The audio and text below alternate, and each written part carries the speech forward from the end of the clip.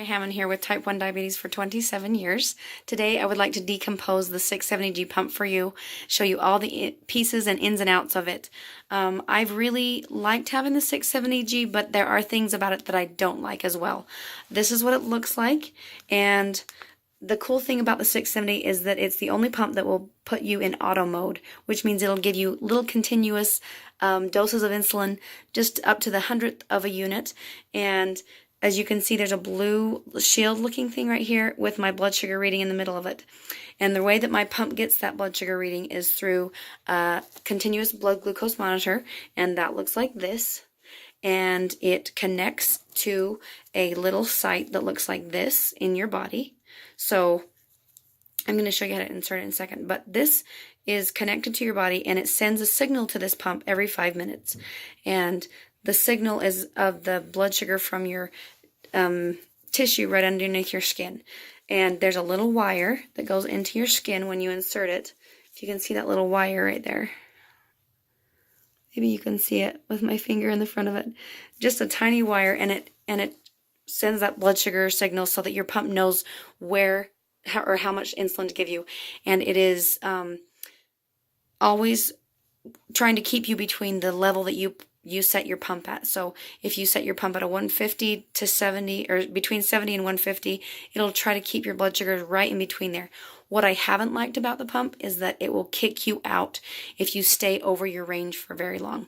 So I often go into the 300 range. I don't know, I know that I'm not doing everything right, but I go into the 300s often and it kicks me out, and sometimes I forget that I'm not in auto mode and I assume that it's in auto mode. Another thing that I haven't enjoyed about the pump is that it alarms all the time. It'll beep so often for me, and what it's trying to do is warn you about too high blood sugar, too low blood sugar, so that's great in some ways. But if you're like me and you're always going high, it's sometimes very annoying.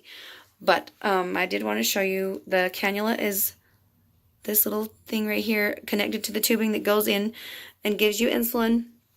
It holds 300 units, and there's a little screw down there that turns, and that's what gives you the little 100th of a unit at a time. And so it has a nice little graph right here that shows you a graph of your blood sugar. I've been out of auto mode, so it doesn't show you a continuous one for you right there.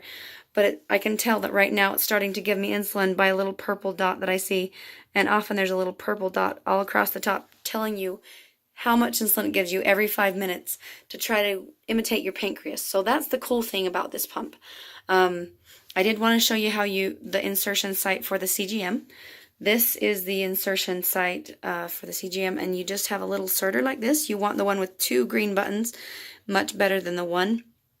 And you push it down until it's flat on the table, and it covers up this little stand thing, and then you pull out the stand and you press it against your stomach or your thighs or wherever you're going to put it, and press the 2 little buttons, and it shoots that little wire connection into your body.